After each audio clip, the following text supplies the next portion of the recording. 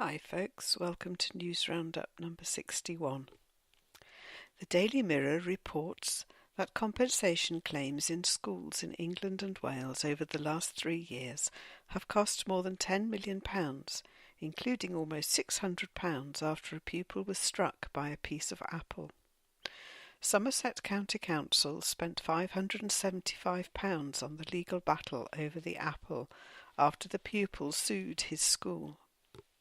Other payouts included £7,800 for a student in Swindon, Wiltshire, who fell off a skateboard, £8,000 for a staff member who was hit by a ball, a primary school child in Middlesex got £50 for falling out of a tree, and a girl in Bow, East London, received £43 after a fight.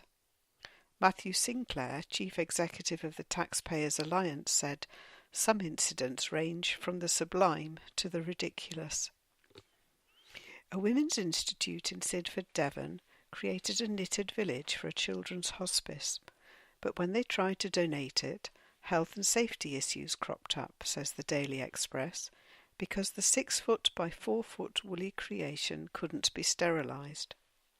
Sidford WI Secretary Beryl Kingman said, "Everybody has had a go and we all enjoyed it. We didn't think of health and safety, but it is understandable."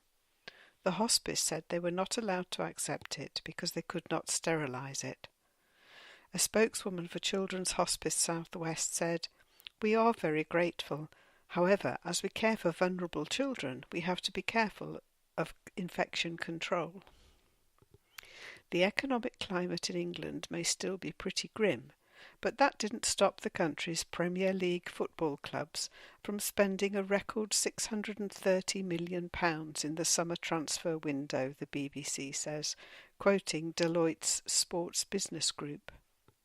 The story of this summer transfer window is one of new records, a new record for the Premier League spending, as well as a new world transfer record fee, said Dan Jones at Deloitte, referring to Gareth Bale, who was sold to Real Madrid by Tottenham Hotspur for £85 million. Still on the subject of football, although of a more regal nature, the Daily Mail says Prince William will host a match at Buckingham Palace as part of the Football Association's 150th anniversary celebrations.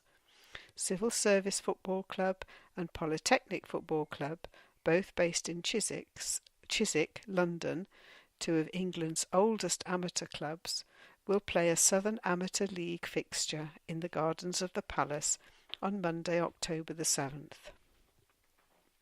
We Brits just hate queuing.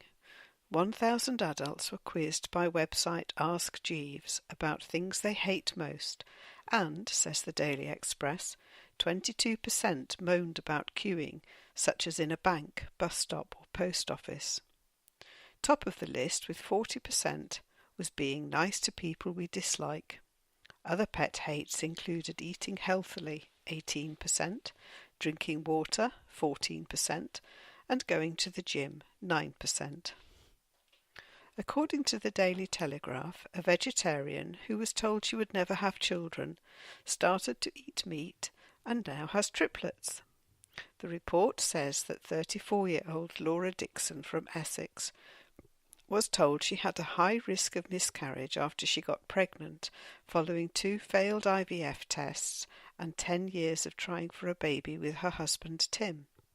So Laura, a lifelong vegetarian, decided to improve her chances by switching to a diet of chicken, bacon and a daily McDonald's big breakfast to increase her protein levels.